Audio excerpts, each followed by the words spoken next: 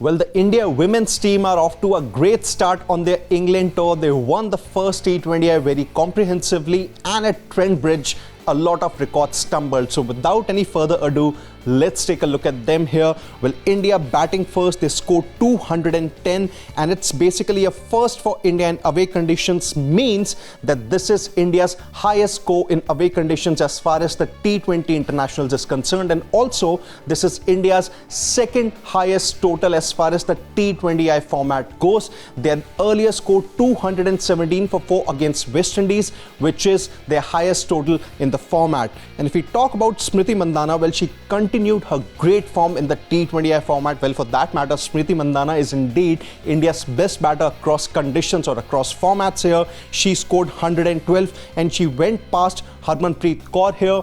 Now, this is the highest score by an Indian in the T20I format, the highest individual score. Before this, Harmanpreet Kaur had scored 103 against New Zealand in 2018, which was about 6 to 7 years back. And moving on, Smriti, with this 100, she completed the century set. By this, what we really mean here is that she is the first Indian to score a century across formats here in Test cricket, ODI cricket, and also T20I cricket. The first Indian and the 5th overall. And if we talk about England's show here, well, they did not really do well. They succumbed to a 97-run defeat, and which is their heaviest defeat, or for that matter, the worst defeat in the T20I format. Before this, their worst defeat was 93 runs against Australia. That came about 5 years back. And last but not the least, India are currently ahead of Australia and England, and this is a massive record.